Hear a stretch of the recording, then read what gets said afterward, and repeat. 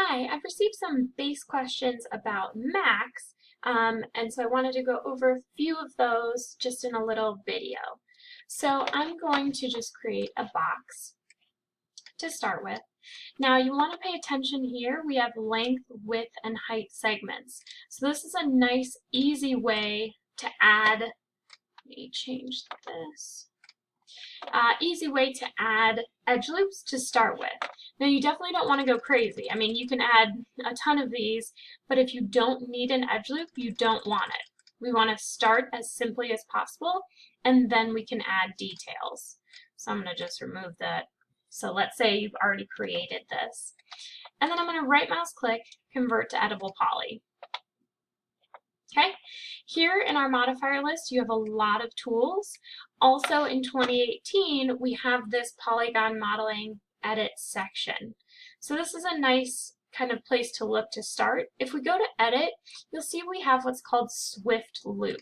This is what I was talking about in my other video about insert edge loop. Now this works perpendicularly as well. So whatever edge you select, I haven't clicked anything yet, I'm just dragging. But you can insert an edge loop. I'm going to click and let go. Now this tool remains active until you hit another option. So I'm going to just hit Q on my keyboard, that's selection. Now I'm out of that tool. So why would it be important to add edge loops? Well, if you wanted to create a roundness or give more of a shape to something that's pretty hard edged, you need to add edge loops. So then we can go just into vertice mode. You can select whichever ones you want. I'll start by just grabbing this one in the middle. And if I start pulling this up, you can see I can start to create my shape here. I can click and drag to select multiple vertices, and I can move them out. So this isn't a perfect process as is, but you can see that I'm starting to get kind of a rounded corner. Now if I went in and added some more loops, like so, you can see that I can even start rounding it out further. So take a look in this front viewport. So that's how I start to get a rounded edge. It will take time, and we don't need it to be a perfectly round edge as is. We're going to be dealing with adding detail throughout the term. You can also do a turbo smooth or something like that, but I wouldn't recommend it. That's just adding a lot of face detail that you don't need.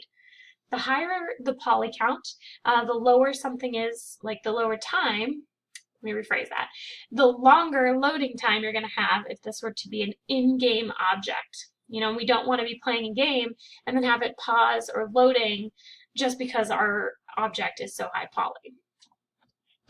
All right. So that being said, I also had a question about adding texture. So this week, I really only need you to focus on putting basic blends and Lamberts onto your object. So how do I do that? Well, I can select my object as a whole, and I can just create a base texture. Diffuse is going to be where we can insert a bitmap if you wanted to do some sort of pattern, and we'll get to that as we go along. Or you can just click it and select a color. Why not bright purple? I can click and drag it onto my object. You can also be in face mode and select multiple faces. You can hold Shift to select a few. I've selected a whole edge loop here. Then I can go and create a different, let's go green. And I can place that on the specific faces. It's some question about the edges. Now these edges aren't actually white. I'm going to turn that off. So this is what it's going to look like as is.